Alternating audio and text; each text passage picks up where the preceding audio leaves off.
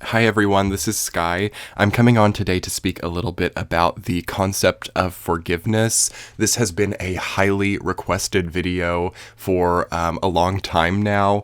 I've gotten so many comments about forgiveness and people wanting to understand more about that concept, and I felt that this was maybe the best time to make this video as we are in this really deep, strong Pisces season with Mercury retrograde in Pisces and moving direct. And regardless of what time you're watching this video, regardless of if it's here in March 2020 or whatever time, I think that this topic is really important, and I think that the theme of forgiveness is also changing up a little bit societally and culturally, and I think that it's really important to sort of establish a bit of a dialogue about it. So I am here today to try to do this.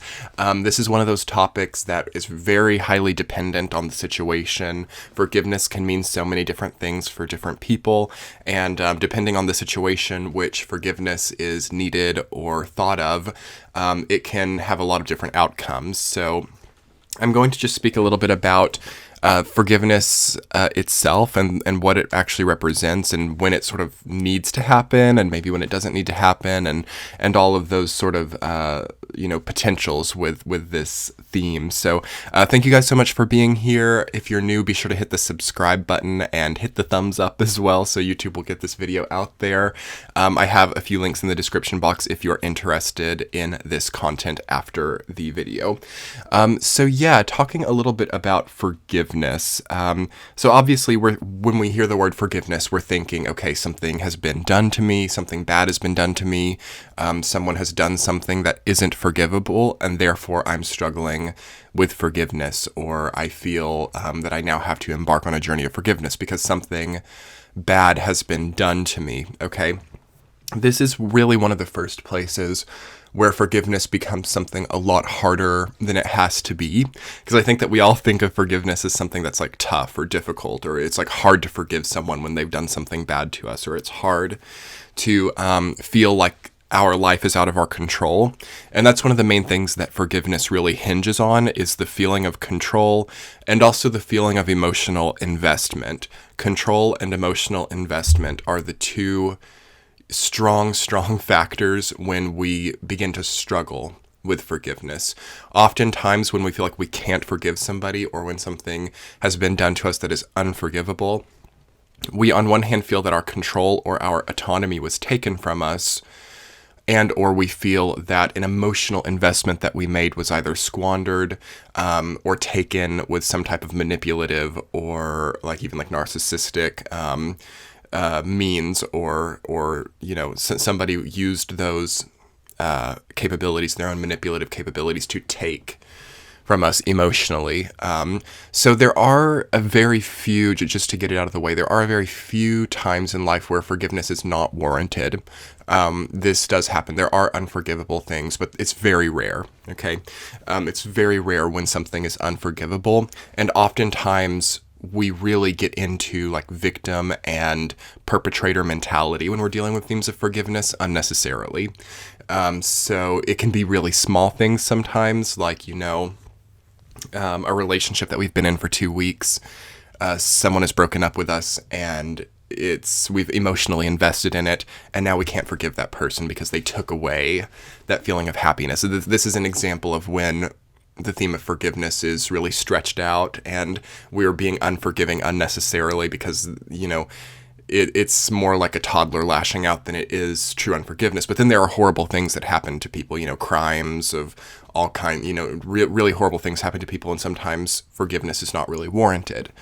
Although it's one of the most freeing and liberating things, even in these more extreme examples, because, okay, so language with these types of concepts, forgiveness, it really plays a big role. So if we think of other ways that the word forgive is used, I've got a few points that I can talk about here.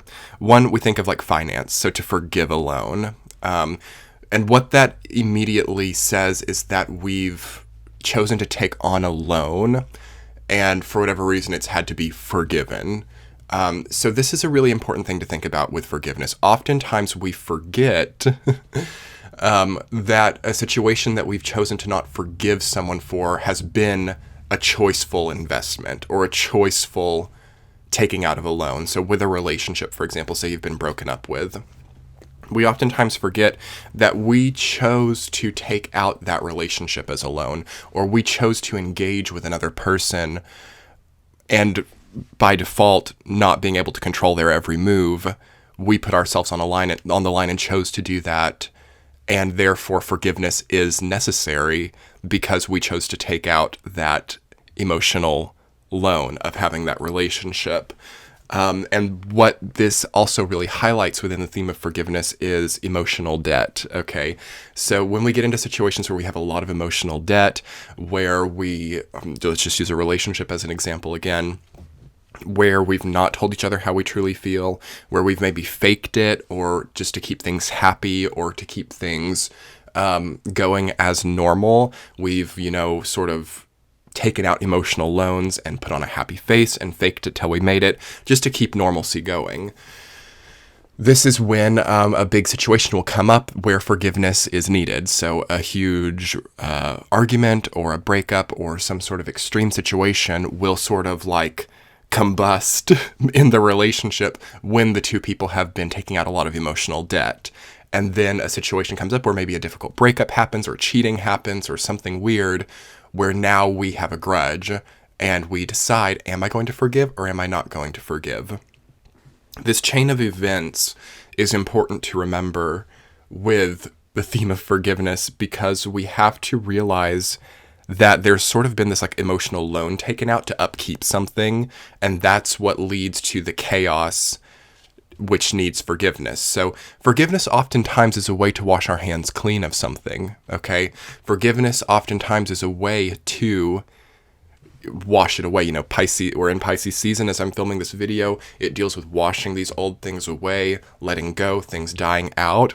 And what you actually see is when you forgive someone, it almost voids the relationship and you're forced to move on. To hold the grudge or to hold on to the anger or resentment is actually one of the things that keeps you connected energetically to the person that you are or were in a relationship with, or the person of the past. So for example, say you go through, again, using relationships are really the best example of this, but say that it's been 2 years since you had the breakup, okay?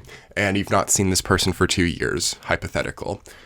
You still haven't been able to forgive them. By not being able to forgive them, you keep them really constantly in your life energetically, even if you don't see them in person. By not forgiving them, you keep hope for the relationship to work. This is a weird thing, and this is something that we all kind of like realize, and it kind of clicks, but like we don't know that this happens. Holding on to a grudge is just the same as holding on to love. Grudges, love, hate, anger, resentment, they're all sort of similar on the energetic wavelength. I mean, true love is different. True, highly evolved, highly vibrational love is different than this, but sort of more intimate or like root chakra attraction based love, that is very similar to like hate, anger. They're all like very immediate types of emotional showing. As I was saying, though, to hold on to the grudge or the anger about this person from your past who maybe broke up with you a long time ago is like holding on to hope that they will come back, or that this could perhaps work again in the future.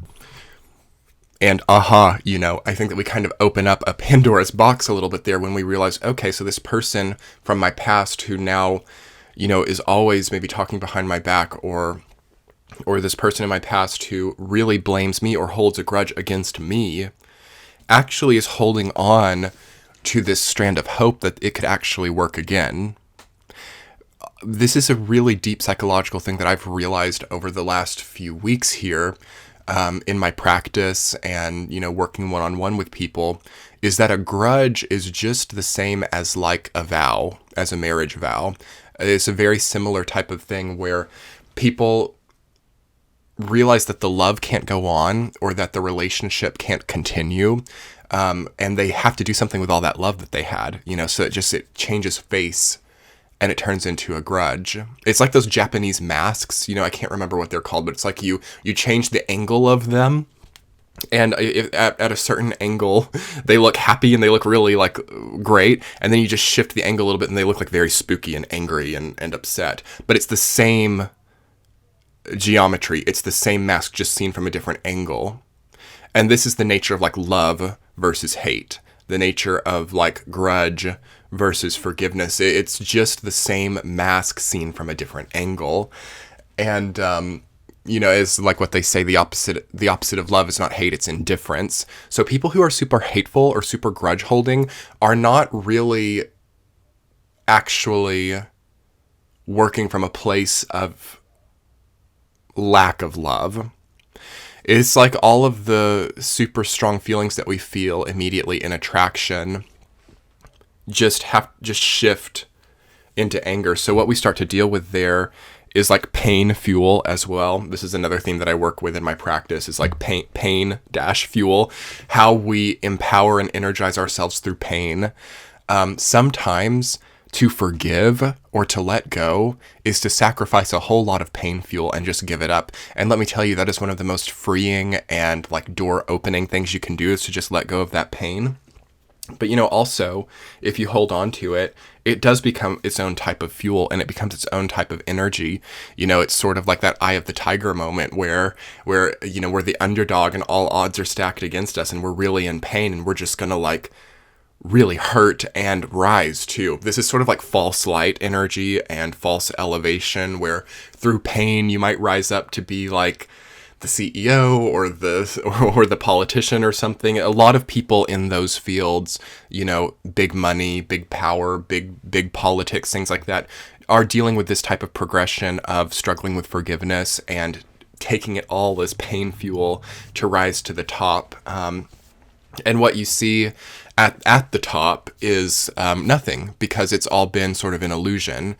And it's so that's a different video. But and it's not to say that every single wealthy person or politician or whatever is dealing with this cycle. Is not the case, but some people can, it is common to see in those fields.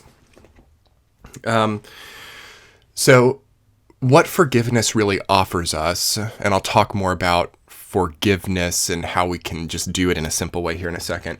But what it offers us is a bypass, okay? It really shows us the quick linear route through an obstacle that we're faced with. I mean, we can either like build up a lot of strength and go through the obstacles and be beat down by life and use everything that we have within to rise from that rock bottom and not forgive. Or we can just forgive, and it's crazy to see how the universe just like opens doors and you just kind of walk out of a situation and into a new one. That's the power of forgiveness. It really is an extremely powerful thing to be able to do. But again, you get into false light here too, because to not forgive is also very powerful, okay? Because again, you get that huge supply of pain fuel, you tap into a gigantic collective energy, and it's sort of like a feudal vampiristic energy where there's so many other people in the world who can't forgive. There's so many other people in the world who are in that pain, and it's sort of a collective societal thing. Again, we're Aquarius Pisces energy here. It's like this collective societal pain, and certain people will try to rise and take, and it's like this parasite host relationship that continues on. And you see, and then maybe some of you people who are listening to this may have been in a relationship with one of these people, or have met one of these people, or had a coworker who's one of these people, or a family member who is one of these people who like is feeding off of everybody, and so much pain, and so unforgiving, and so angry all the time, but they're like strong from it, and it's kind of scary. You know what I mean? I'm not sure what to coin this type of person. I guess for the sake of this video, I'll coin them, what do I want to say? I don't know, I'll just call them like forgiveness vampires for this video, because it's like they choose not to forgive to suck up psychic energy from other people. And it's very parasitic. And you might know these people, and they're scary. They're scary people, but they can get really far and they can do a lot. But it's like then you get into themes of soul death and themes of selling the soul and becoming very empty on the inside and being sort of like a walking zombie, basically.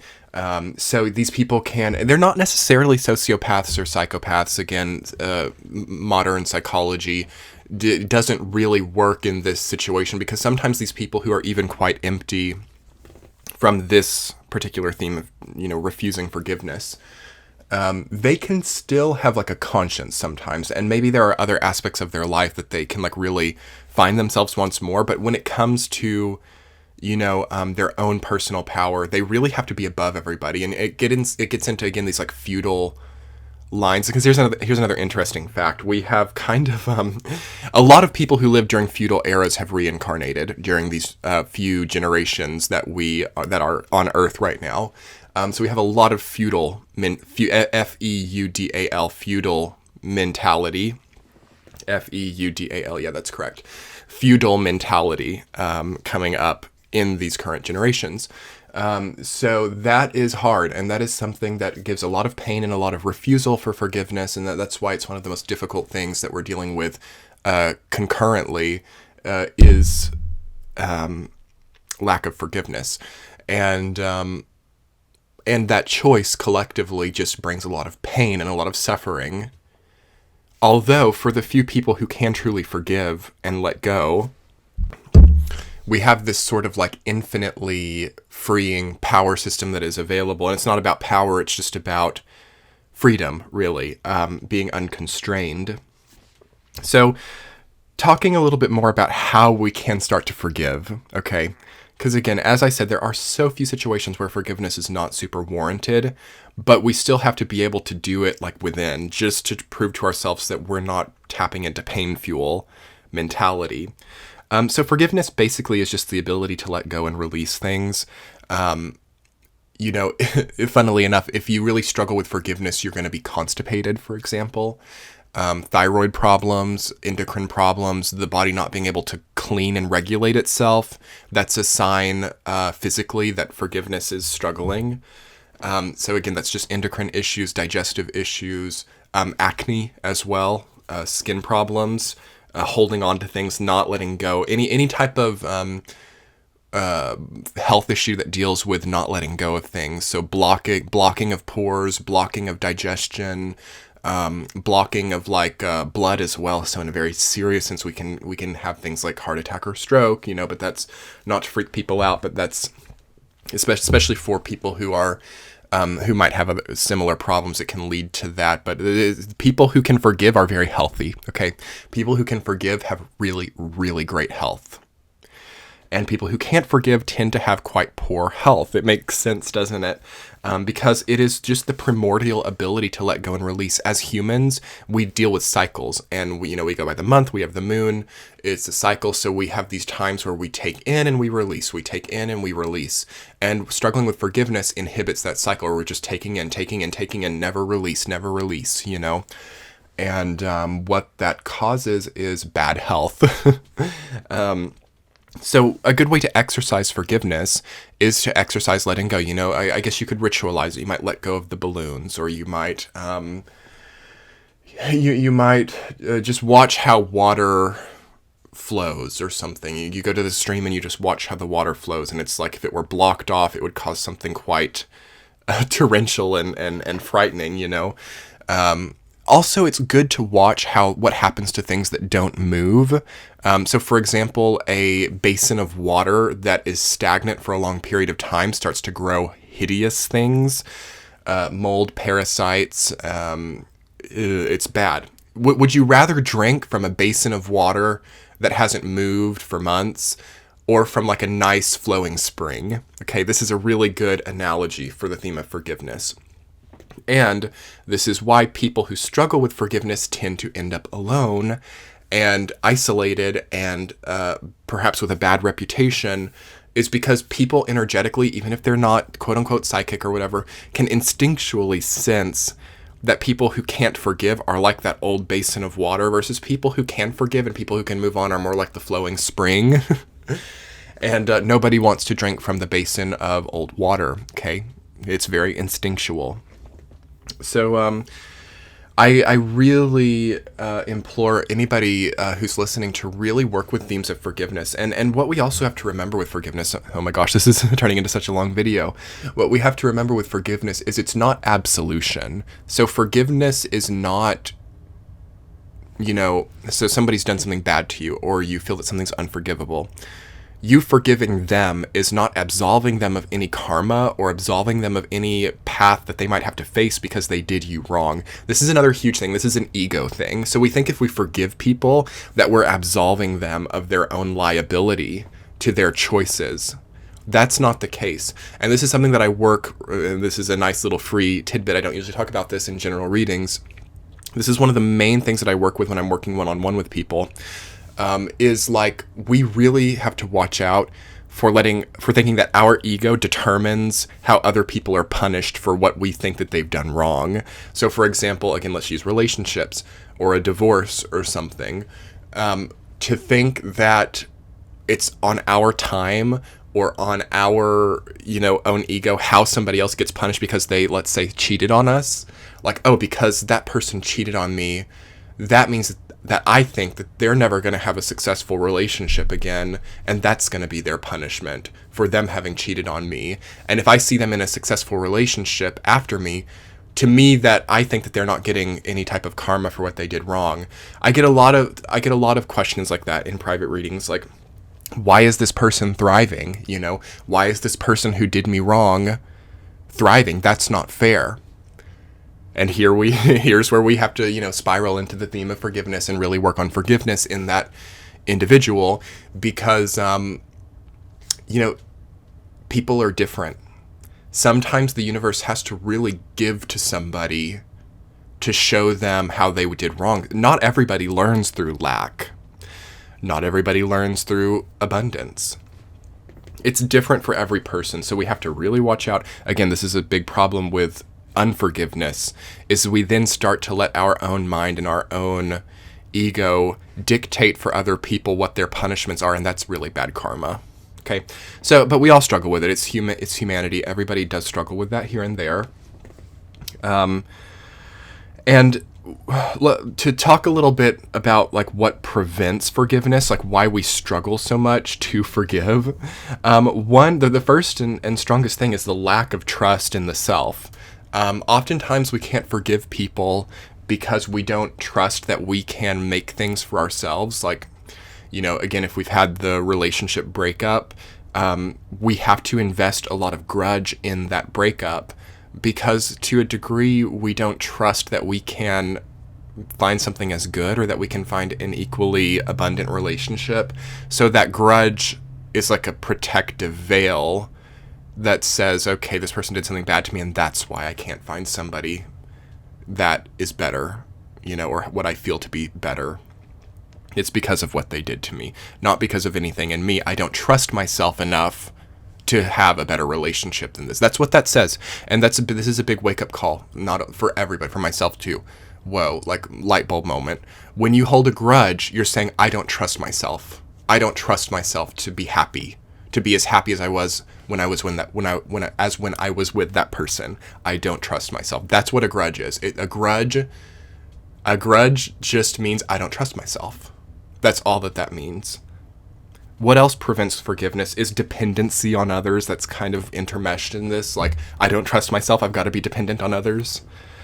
Also, fear of the void. This is a little bit different. Fear of empty space, fear of empty time, fear of...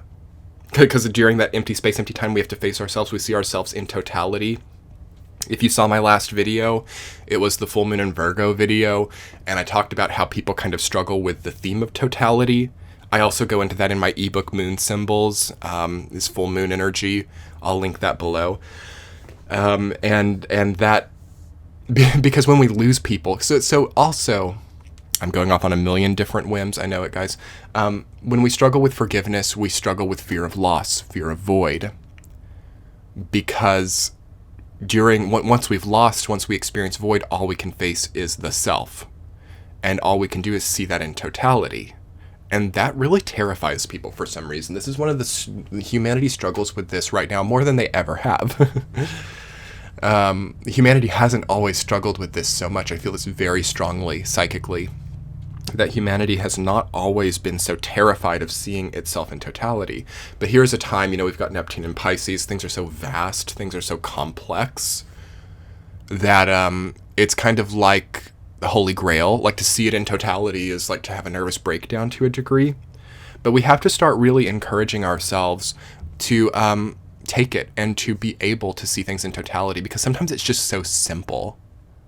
And it's that simplicity that really freaks people out. So I think that simple is so good. It's time to kind of trust in simplicity and trust in how things don't have to be so complex, and not be afraid of that. That's another great way to do better with forgiveness. It all comes back to this forgiveness. So we have to have the ability and the want to reclaim ourselves too. So relationships, breakups, we invest all of ourselves into somebody else, or we put ourselves on the line and we feel that we lose ourselves, and then we feel empty. And then that's why we're scared to be alone, because there's not much there. That's why we're scared of empty space, because there's not much there. What do? Time passes, the clock ticks.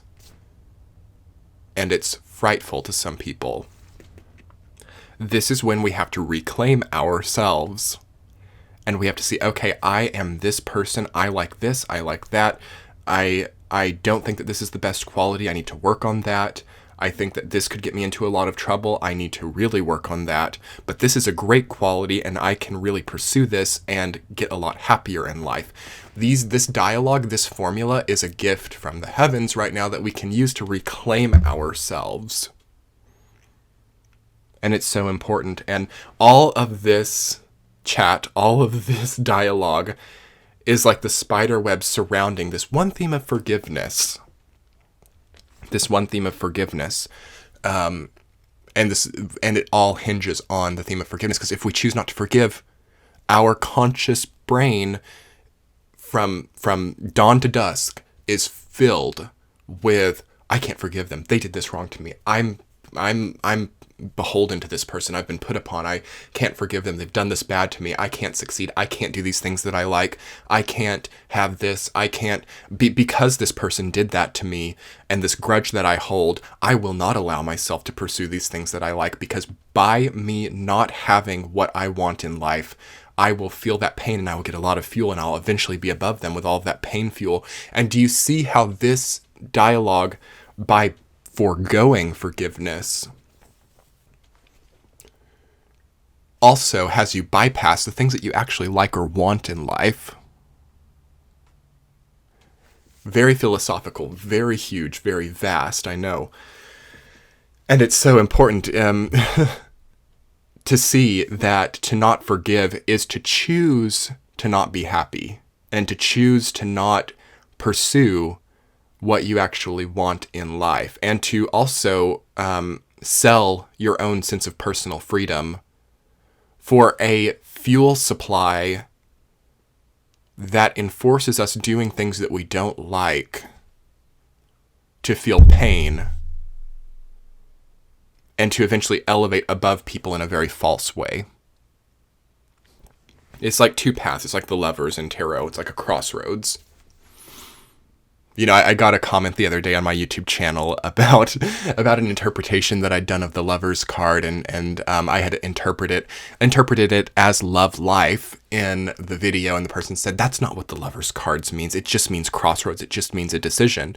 And I commented back and I said, wait a minute, those decisions, those crossroads so often come about as a theme of love, because as we've talked about in this whole 25-minute video, it's oftentimes love that creates themes of forgiveness or unforgiveness. It's because of what we love, who we love, what we love, that we find ourselves here.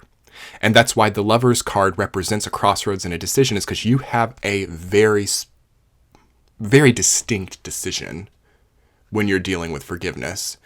You can not forgive and go down this road of never feeling happy, capitalizing on that feeling of unhappiness and elevating above people into false light. Or you can forgive, and you can wash yourself clean of it and embrace this type of like eagle archetype, like power. It's not even power, it's just freedom, but freedom is penultimate power, and pursue what you like. So that's why that and I mentioned that comment to you guys is because the combination of the theme and archetype of love and decision making is one and the same, because it is through the theme of love that we come into these acts, ACTS, these acts in our life, in the theater of our life, that have us make these decisions. So forgiveness, decisions, emotional debt, this is all like a maze. And the decisions are not hard to make. The right decisions are clear. The decisions that lead to happiness or pain are very clear. It's not going to trick you. It's not going to fool you. You will know it as you go through life. But unfortunately, we have a society and a culture that really plays up the pain and really plays up and flowers up and glamorizes the cold road, the sort of Five of Pentacles road. So I will implore you to see what your calling is and to find things that you truly enjoy and things that truly give you a sense of accomplishment, and forgive people in your past, remembering that that is not absolving them of what they've done to you. And through that, you'll see so clearly, you know, what you're meant for and what your life force energy should and needs to be invested in. I hope that this dialogue has helped you today. I've really enjoyed it. I wasn't sure when I started hitting the record button. I'm like, okay, I want to talk about forgiveness. I put together such a brief outline here, and I'm like, I know that I've needed to do this video for so long. It's been so requested, and I'm really happy with how this turned out. I feel like this dialogue really turned out well. What you've sort of seen here has been just, I work with forgiveness one-on-one with people, and having done astrology sessions and one-on-one consultations for about 4 years now, it's something that I've worked on so much with so many individuals. And I just kind of looked back and sort of remembered what I've come into and the discoveries that I've made in my own practice about what I've seen with forgiveness and my own experiences. And this is sort of what came up. If you guys would like a part 2, or if you would like to ask any questions below in the comment section, I would like to make a part 2 to this video, because I think this is a complex issue, and this is different for everybody, because there are situations where we don't necessarily need to forgive, but we have to know that we can, and we have to still be able to embrace that ability within to wash clean and still see our, even if we've been in a horribly victimizing scenario, even if somebody's done something horrible to us, we still hopefully can find the ability to give ourselves a life where we can enjoy, and a life, even if we've been a victim, you know, truly, even if we've truly been a victim, the best thing that we can give ourselves and that we owe ourselves is the ability to still enjoy life after having been victimized or after having gone through something horrible, and to hold that grudge and to convince yourself that because of that pain, I can't have this, that, XYZ. That's so tough, and so many people go through that. And it's on our time. We have to use our own time. You know, sometimes maybe that's just all that we can have for a little while. But I just really implore you, even if you've gone through something really difficult and traumatizing, now could be the time where you say, okay, I'm going to give to myself once more. I'm going to step back onto the path of the pioneer, and I'm going to step back onto the path of allowing myself to do something constructive with my life and constructive with my energy, and something that I love and that I enjoy. Something that I love and I enjoy also being something constructive and valuable, not only to myself, but others. There truly is, that is possible, and it's so much easier than we think to combine and alchemize and consolidate the theme of what I love, what I want, what makes me happy, and what's undeniably good for myself, the people I love, and even perhaps society as a whole. That combination is so possible, and we really need to start accepting that. But anyway, everyone, I'm going to go on and on. I so hope that you've enjoyed this video. If you would like to support my channel, I do have a Patreon page. It will be linked below. If you'd like to say thank you for this video, or if it really helped you, you know, I'm constantly working and constantly putting out new content. That would be wonderful if you would like to sign up for it. It would mean so much. Also, if you would hit the like button and subscribe, that's really all that is necessary. Those are completely free things that you can do to support the channel. I know that not everybody has the budget for Patreon, but yeah, my ebook Moon Symbols will also be linked below.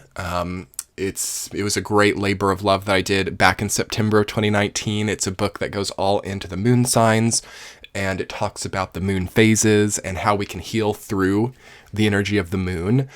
So I talk a lot about emotional healing there as well, but it's very astrologically focused.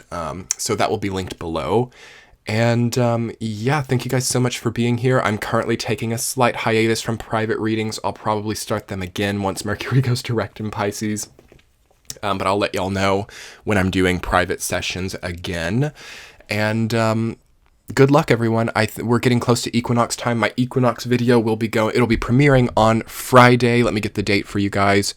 It is Friday, March 13th that my equinox video will be premiering, and that's going to be at, I believe, 7 p.m. Eastern time.